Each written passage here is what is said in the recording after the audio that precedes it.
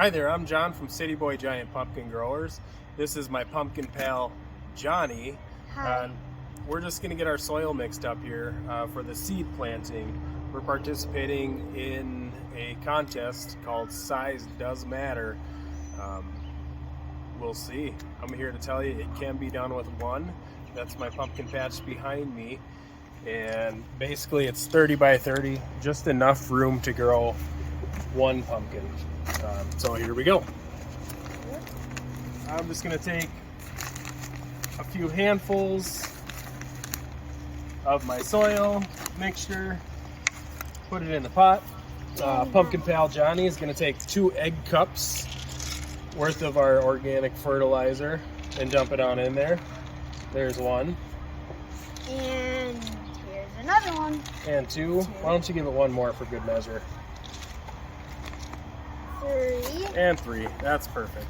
Okay. And then we're going to add 3 more of these in, kind of heaping, and give it a good mix.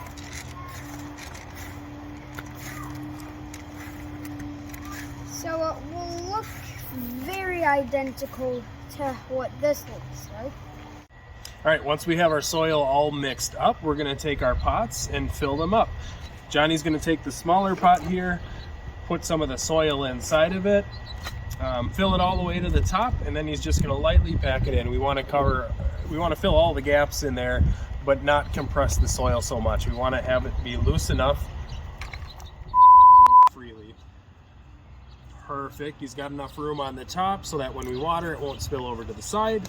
So we'll just set that one down, and now he's going to fill our larger pot. This one we are going to fill up almost to the top.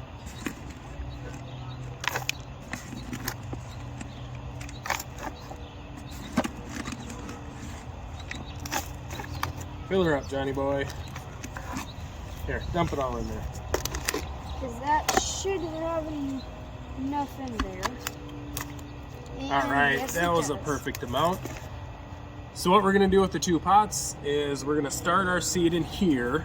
This smaller one is going to fit perfectly in our germination chamber.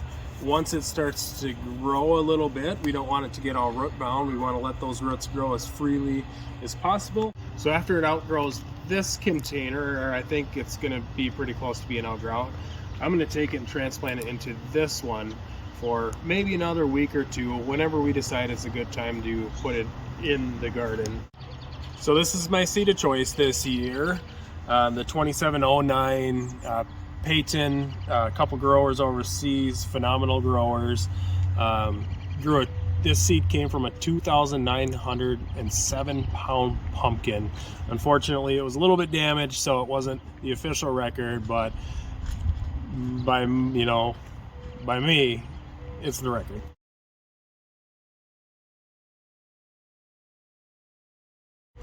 So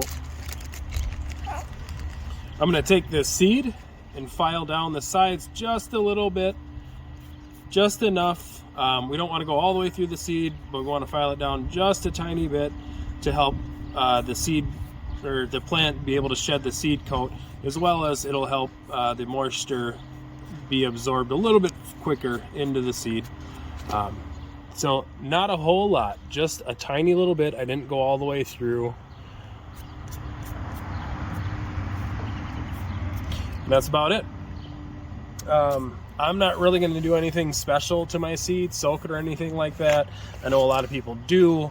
I've done a lot of tests personally. I don't see a huge difference. I'm sure somebody's figured it out, but I'm just gonna put this right into the dirt like that. I like placing mine on the side, put it about 1 inch down.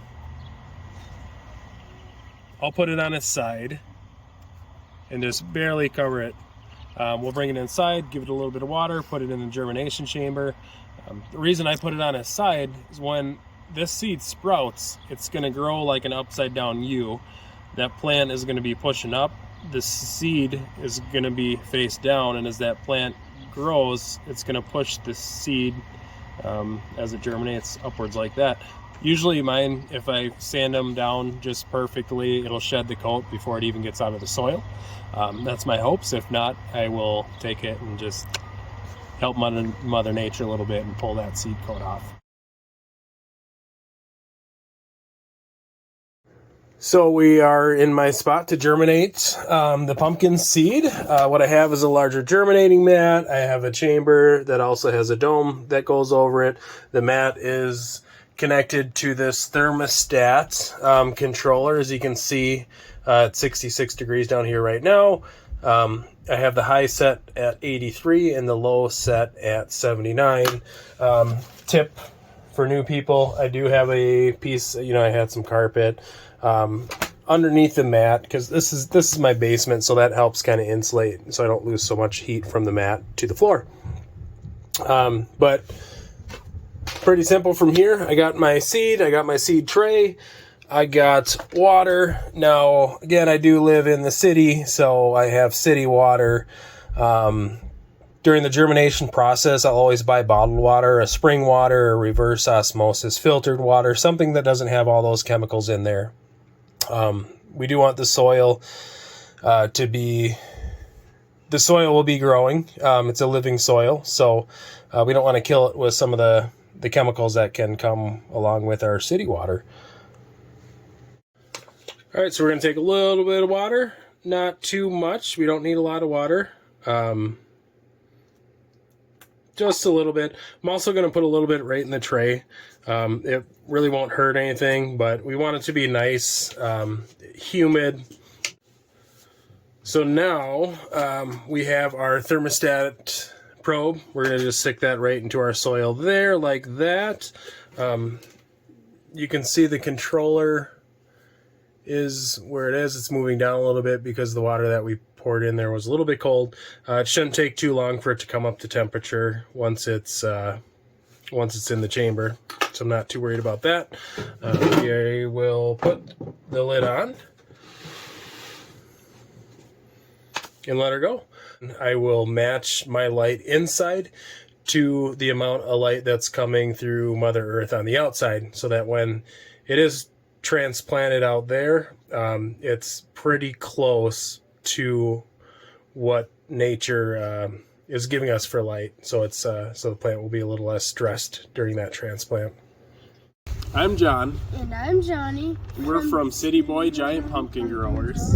And I'm here to tell you that it can be done with one, and if you ain't having fun, you ain't doing it right.